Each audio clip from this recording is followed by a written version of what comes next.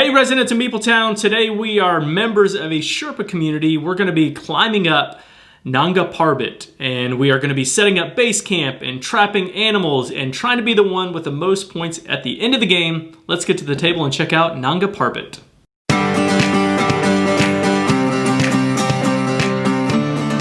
All right, residents of Meepletown, we have Nanga Parbat set up and we are ready to play. And I wanted to play my ram's horn, but I thought it was better just holding it because Dean likes it that. Nanga Parbat. All right, so Dean is going to be the second player. I'm actually going to be the first player in this game, so he's going to get to, because he's second player, take this guide and move him or her to one of these 6 spots on this mountain. And while he's thinking about where he wants to place that, I'll share with you very quickly how the turns work. Very simple, fairly simple. I'm going to pick one of the animals from where, so if he had the guide at spot 2, I'm going to pick an animal from there. I'm going to then take my hiker, and wherever I take the animal, I'm going to place them. And then I'm going to take the hiker and move them to, I guess it would stay in spot number 2 in that scenario. Then I can score one of 3 things. We're trying to get these camping, what are they called? I mean, they're tents, campsites, oh my gosh. I don't know, who cares? Base campsites. Something. And we'll show you how that works as the game progresses. Or we're going to be trading in these animals that we can get unequal or the same animal. So that's basically it. I know I'm messing up your perfect setup, Dean. It was amazing. All right, you move that guide wherever you want. I'm going to leave it. I'm going to leave it in that first spot. And number 1. Okay, yep. There's a little bit more to it. We can do some animal powers, which are really neat in this game, and you'll just see as we progress. We are going to do a complete playthrough. We're going to try to do it fairly rapidly, so if we make some non-optimal moves, then just... This would be a really good... bear with us. Wildcrats. Creature power theme. What are you talking... Oh, Wildcrats. My kids... don't watch that anymore. Do yours? Yeah. Mm-hmm. All right. So one thing that's interesting in this game is adjacency is important based on how you want to maybe move some people around. Plus, when you're building your campsites, so these little dotted lines count as adjacent. So I'm going to place it right here in this corner, so I have a lot of options. I'm going to place my snow leopard up here. And anytime I want, I can move the snow leopard 1 time over the course of the entire game and use its power, which is to flip 2 adjacent meeples. All right, then he's going to move that down to 4, right? Yep. All right, and I will take this bison right here, which will let me move the guide around later on, or whenever I take that ability, and that's going to move over to 6, and that's my turn. Very quick turns in this one, for sure. And I will take the bison, because the bison can be pretty important in this game. Yeah. Because as Dean said, what you do is you can move the guide wherever you want. So right now, it's not as big of a deal, but it will be as time progresses. I kind of like the bison there as well. However, I've got one of my campers right here, and I don't mind taking the red panda either, which is going to give me 1 point if I'm in last place, tied or in last place. And if we were, let's say, if I was 1 behind John, I would actually jump over John and get 2 points because you can't have 2 on the same scoring place. Exactly right. Oops, and I need to place my camper there and move to the 4. So there's a lot of really interesting calls in this game that you're making. Now that I'm in last place, I can do just that. I can take this red panda and jump up to 2 points, which I probably will because that's going to help me with the adjacency there. But then again, you get the points, but you don't get the powers. Like again, this is going to let us flip a couple meeples. There's ones that will let you trade out animals anywhere. And you will see as we progress through this what they will do. But I like that spot. He's going to go up to number 1. I'm going to take the red panda, which means I go up 1 victory point, but you can't have blocks on the same one, so I actually get 2. So I like that. I'm happy with that. All right. I think I'm going to use my bison power. I'm going to drop that down there. Already, right off the bat. Because I'm just going to go ahead and take the bison here. I'm going to take... I'll take this one, I think, and put that there. Interesting. And that's going to keep that in the 5 spot here. Wow. Yeah, if I put the 4, if I moved it to the 4, you would have moved over there and had more. This is a powerful spot there. With it is. Touching different ones, but the challenge, but I really like that bison. Like that's a tough call here because there's 6 of every animal, just so you know. I could also go down here, which could be really nice because then I'm getting closer to connecting to this guy. Wow, just some really interesting things. But I'm going to take this bison right now, Dean. Yep. I just really want to have that one. How predictable. Yep, I know. I actually assumed you would have done that. Yeah. But man. Oh, boy. That's a tough call. All right. And I'm not necessarily all about taking the red pandas, but I do know that the last game that John and I played, he got a lot of points from the red panda. So I'm going to do the same thing.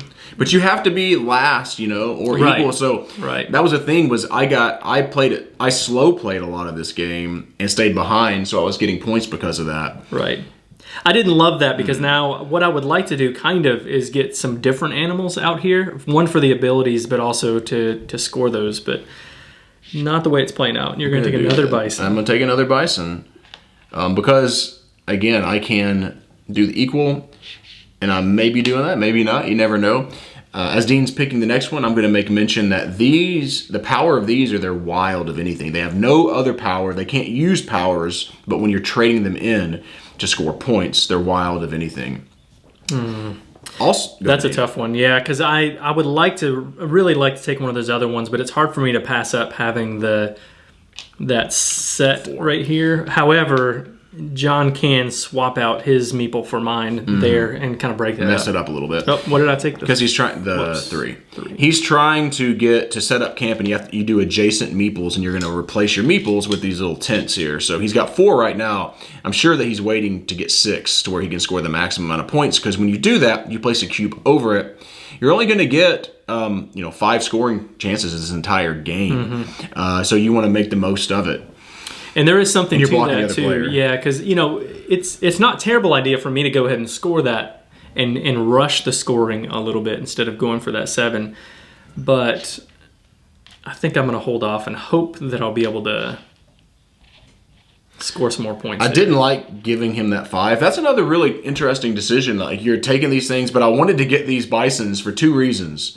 One, because I'd like to trade in 6 of them to score the maximum amount of points. Which you say, you don't have 6, but I can get the blue guys, the light blue guys. But also, it's stopping Dean from having those because there's no more left. Yeah. So he's not going to be able to remove the guide around like he wants to, except for one more time. So he'll have to be really strategic about the way he does that.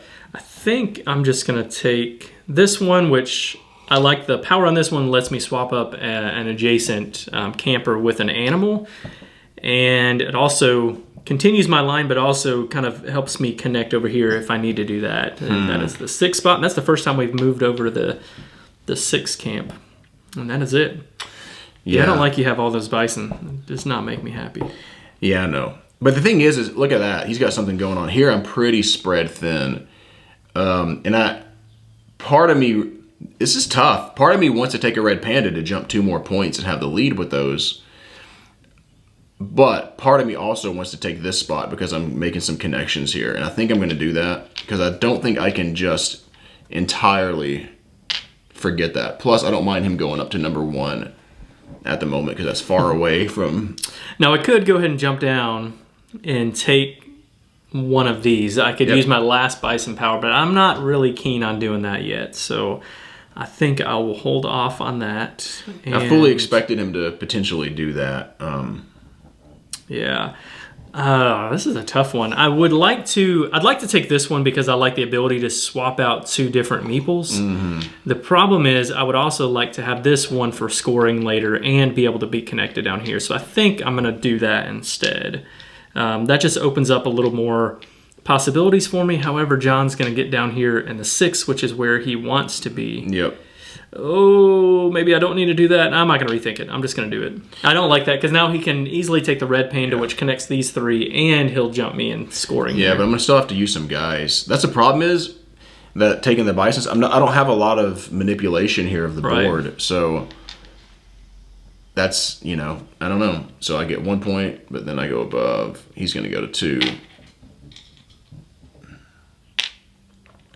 So that's my challenge here. Because I can't remember what all these are. Yeah, I don't know. I can't remember what the names of them are. What to do? I want to be able to flip that at some point. I'm kind of giving up the fact that I think he's going to get the 6 ahead of me, so I'm actually trying to position to get 5. I think I'm going to take this This is not my favorite spot, I think. Yeah, it's not. But it's going to open up for me to get more possibilities there. So I'm going to put my camper, and I think I'm going to go ahead and... No, I'll hold off. I was going to go ahead and score, but I'll wait because I've got 1, 2, 3, 4, 5, and then this extra one would make the 6th one there because it's a wild in color. But I don't want to lose my abilities on that, so I'll hold off. And you can only score 1 time per turn, which is another interesting piece to this. Yeah, I probably should have scored. So I'm going to move my bison down here. I wasn't going to do this, but now you're forcing me. I thought you were going to do it on your turn. I'm going to go up there and take this, which then gets me those. And then my scoring cube is going to go 6, so I will score 7 points. So 4 plus 7 is 11. And then, now these are permanently off the board. And I did not mention this earlier, but the game is going to end when Dean and I both have either removed our, or we don't have any hikers to place, or when we have both used all of our scoring cubes. So this game it's about a 30-minute game. It actually doesn't take too awful long. And sometimes these things, it comes to a head pretty quick. I mean, we've only got like maybe 6 more turns, potentially 6, 7 more turns. So, all right. Did you move the I guide? didn't, and now it was on 6 because I connected those right there. So you're going down there, which is, I don't know, it's not terrible. He already has 5 connected right now. I think I will do that. So I'm gonna take this. Now, I could swap out some animals here, which would not be a terrible time to do that. But I don't mind this one at all.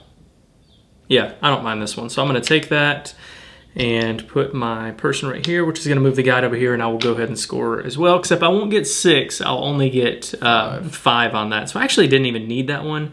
But I'm going to take these anyway. 1, 2, 3. It'll leave that 4, one guy open. Yeah. And you could flip. Leaves me... Yeah, that's actually not terrible. Available for later, so... I think I keep hearing old squeaky. That's our squeaky table. 5. Do you mind putting my scoring cube up there? I do not some points? mind. All right, so you'll get 6 points. points. Yep, so 9. All right. And that's it. And you moved the guide? Yep. You did, right? Okay, so... Interesting. I can take this guy right now and go ahead and have... that thing. I guess I'm going to do it. Yeah, I made a mistake of not storing my animals earlier. That time. Yeah. So I've got 1, 2, 3, 4, 5, 6, which you can look up here and see 6 unequal animals. The real negative to this is, and hold up, before I score, I haven't used these. Mm-hmm. So the real negative is, let me see if I can use, and you can use these interestingly as much as you want. Like I can use all of these right now. Right. Now you can't. These gave me my points, so they're done. So let's see if there's any animals I want to flop, or that's not bad. Like I'm flopping over animals. I really want to look at this. I would have kind of done that adjacency thing then. Okay, I am going to move this down to go like that, so that I can have those a little closer, and then. I think. And then the meeples, I just don't know if it matters at this point. I guess I could have done something against you. But I think I'm just fine with that. Okay, which means I'm not going to get to use these powers because I'm going to have to trade them in. Do I want to trade an animal in, though? I know we're going to play through this pretty quickly. So, you know what? Just forget it. 1, 2, 3, 4. 1, 2, 3, 4. I got 4 in my hand. 5. 1, 2. Oh, I got to play the blue one. Sorry. Mm-hmm. I don't know why I even counted because there's just 6 animals. So there's 8. So 19. The thing that I don't love about what I did there, so I did place it down here in the 4 slot, which means it stays in the 4, and then I flipped it. The thing I don't like, your turn, that I did was that I need the blues to be able to have... Right. And so that Dean is okay with that to a degree because the biggest scorer is having 6 of the same, and now he has more. Is this moved? Did you move that? It stayed the same. Oh, okay, I had it down there, and then I flipped them. All right, I do want that one to have that 6th animal. Yeah, I still don't love this right now. I'm just not super excited about what I need to do. But I'm gonna, I'll do that anyway. I'm gonna take this animal and I'm gonna put my camper there. Now, I can do some manipulation here, but I can't do enough manipulation to be able to do everything that I want to do. So I might even hold off on that. Although John can't really do anything either. So I think what I'm going to do is I'm going to swap out... let's see. I'm going to swap out these two. I knew that was going to happen. I'm going to... I don't love this either because I need to be able to move both of these, and I can't do that yet. So I'm going to move this here. No, that's not right. I'll move this one here. Just to kind of set myself up because I'm going to go ahead and use some of these animals that I have. Use them or lose them. 2, 3. This is going to move to the... That's actually going to stay in the same spot, in the 4 spot. All right. And I will score in... Oh, I actually don't need to turn in all of those anyway. Sorry about that. Yeah, because you only or this one. 5. I'm going to keep this one. Yeah. I don't mind having that one. Yeah, so I can only score 5 of the non-different animals. 7. It's going to give me 7 points. It's going to be 16. Still behind. Yeah. But that's okay. That's all right. All right, so I'm going to use my bison to move up to the 2 spot. And I'm going to take this because I need some more of those. And then Dean's going to go up to number 1. I don't have very many connected, which is a problem for me right now. I'm doing well on some other things, but... Yeah, I really need... I need a couple of different things. So I do need this for sure. And I want to make sure that I have that. So now if we run out of our campers, the game's going to end too. So we got to be careful of that. You might want to score at times that you don't necessarily want to. It's easy to not focus on that and realize, oh wow, I'm going to not score something. You know, if you're not careful. Oops. And right now there's only 4 more moves and 3 scoring cubes. So how much luck do you want to push? Right. What do you want to do at this point in time? And these are tough decisions. Yep. Okay. I'm going to use this ability to swap these 2 out. You're getting good. There we go. You're getting good there. Okay. So I'm going to use another bison to go up here and to take this again, which then puts you down there, which is probably exactly what you wanted. It is where I needed to be. So that was actually good. I'm going to take. Unfortunately, I don't need to have all of my people down there. So I'm going to take this. I can only use 4. So I take that one. That one's going to move to the 5, and I'm going to score. I'll score 1, 2, 3, 4. Take those out. Up here? Yeah. So you get 5, so it'll be 21. Dean just took the lead. Yep. Yeah, this game's interesting because you think you're out of it. Now, I'm not saying that I'm going to win by any stretch, but when you think you're out of it, you can definitely come back with a vengeance. Yeah. If you're setting everything up. I mean, sometimes someone scores a bunch because they got rid of a bunch of their animals. Now they don't have a lot of power. Uh-huh. So those are the decisions, the tense decisions you have to make. Is this where did you move that guy already? Uh-huh. All right. So with that being said,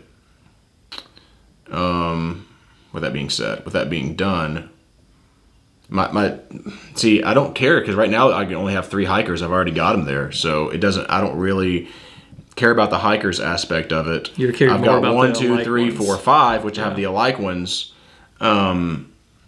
which is fine. That's all I can. No, I can do that. So I'm going to use my last bison to go up here to this 2 and take the last guy here. Now I've got decisions because, let's see, Dean doesn't have 3 hikers together, but he could. Mm-hmm. So I'm going to take the 3 hikers knowing he won't have 6 of the same, which I can do next turn. So I'm going to actually, instead of taking whoops, those don't go back, they go out of your supply. I'm going to take the 3 of these. And I do need to move that down to that 6th spot. Oh crap! Which is actually it's actually not bad for Dean because it's not terrible because he's got that red panda down there, and I'm about to jump him. That was another decision I was thinking through. Is like now that I take that 4 points, 1, 2, 3, 4. Now he can take the red panda and take 2 points. So that was... no, not 2. I'll only be able to get 1. I'll only be able to move up to the 22. Oh, 22. I'm sorry. Yeah. Good. I was looking at it wrong. It is still 1 point, and 1 point is one point. It's a point in this game. Now I do you also might say what's the point? The other problem with this is I've got 2 more scoring chances, right? I've got enough to be able to get 4 of different ones, more than enough actually.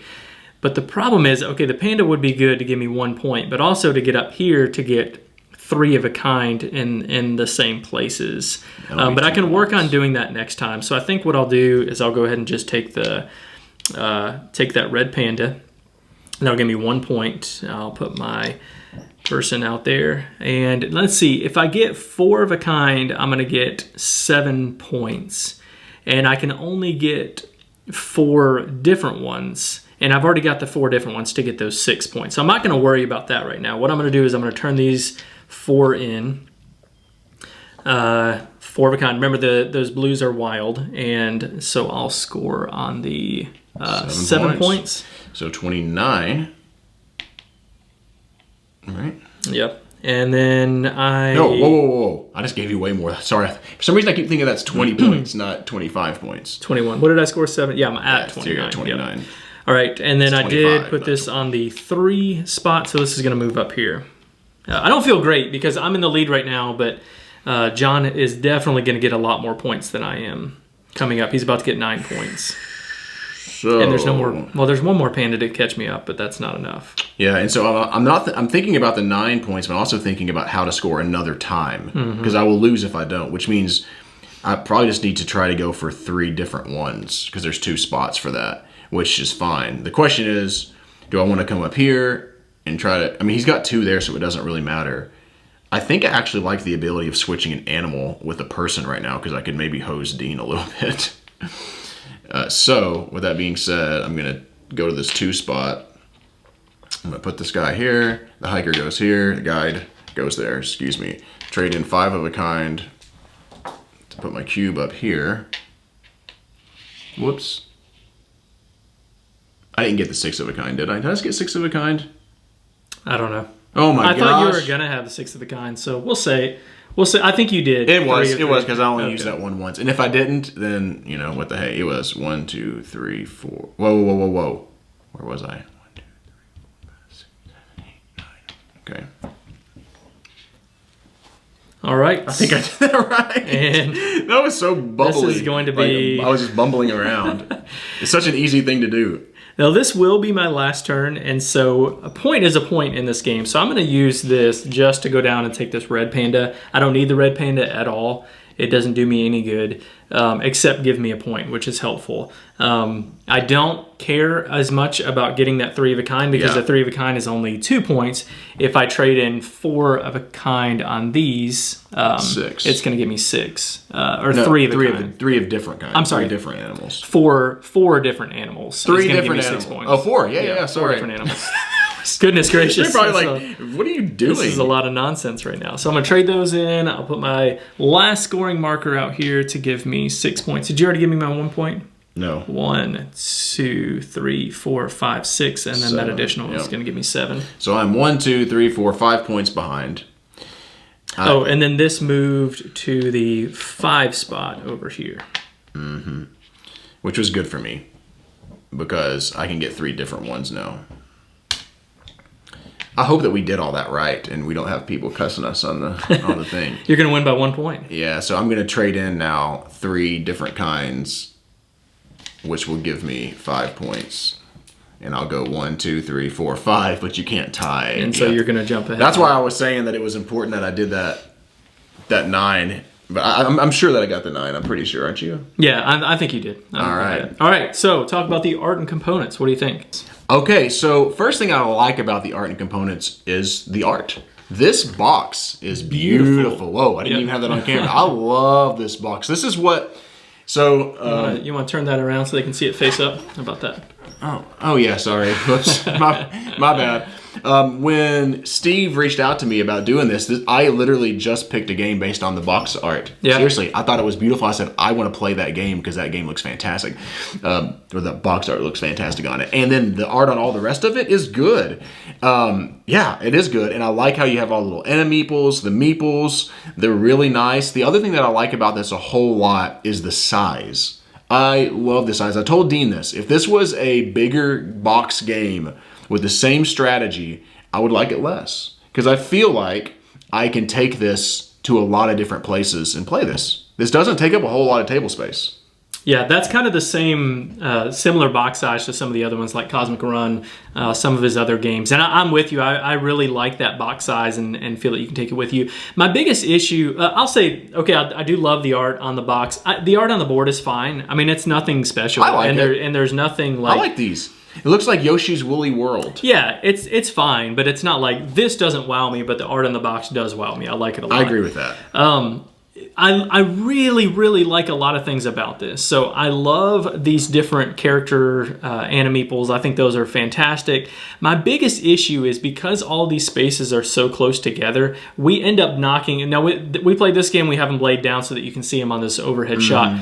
We end up knocking over the pieces every game. Every game. Fumble fingers, we're knocking over the pieces. Yeah. I do wish that this was a little bit bigger, or if these meeples or the animals were a little bit wider so that we wouldn't knock them over. But that being said, if I had the choice to say have a bigger board and a bigger box or have this, I would rather have this. So it's not that big of a deal for me. I prefer to have the smaller box. Yeah, that doesn't bother me too much. It is a little fumble fingers. I'm fumbling my words a little bit, but it's fine for me because I like how it's small and compact and I can take it. I can take it wherever I want. So gameplay though. Gameplay is a lot of fun. We don't give our ratings in this. On the Kickstarter previews. Right, in the Kickstarter previews because we're not looking at, this might be final everything. I'm not quite sure. It's not. It's really close. Yeah.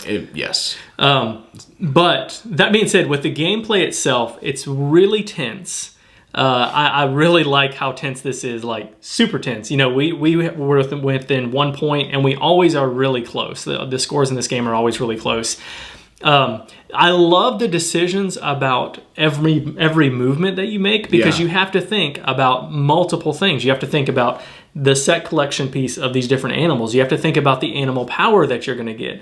You have to think about if I put my camper here, how will that set me up for getting a string of campers for scoring? You have to think of hikers. You have to think about what is the other player going to do? You have to think about where this is going to move, and I love that. I love all those decisions that come in, but turns are quick at the same time. That's what I do really enjoy that about this game.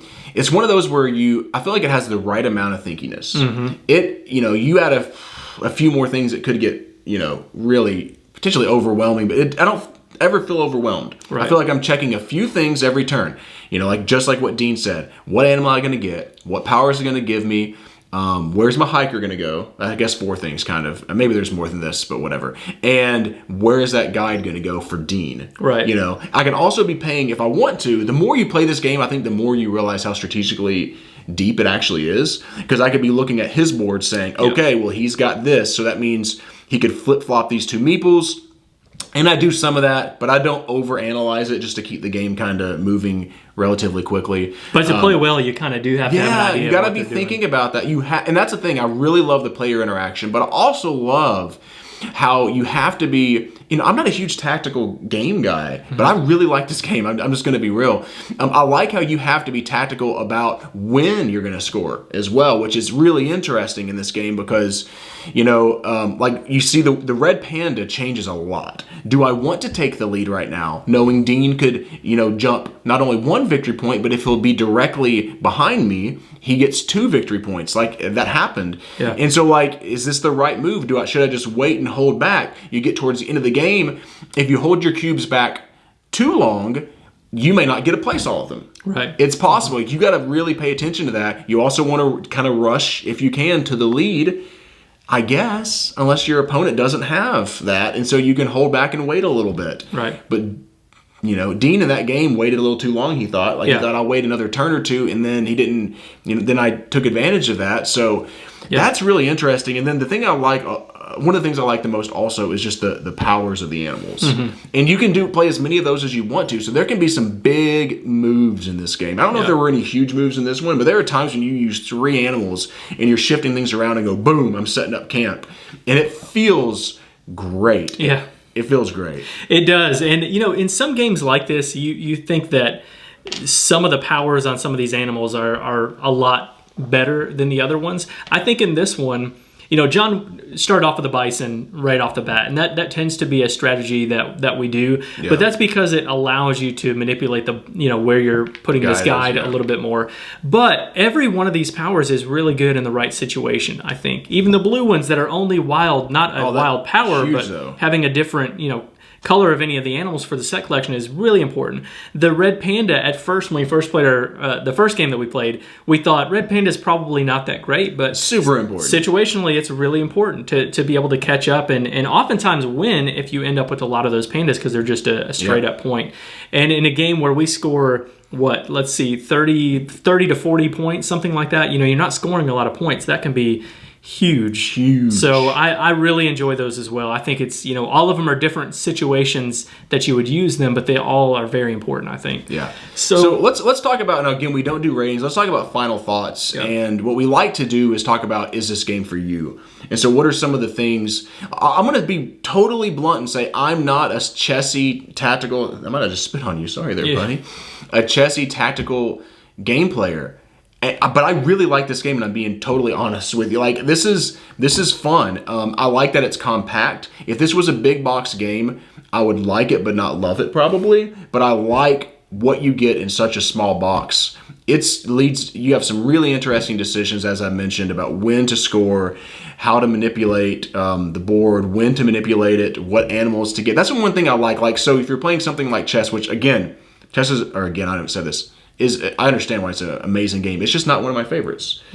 You're doing the same types of moves every time. Here you have animal powers that shift during the game, and so I like that it adds something fresh to it for me instead of just trying to capture something on a board.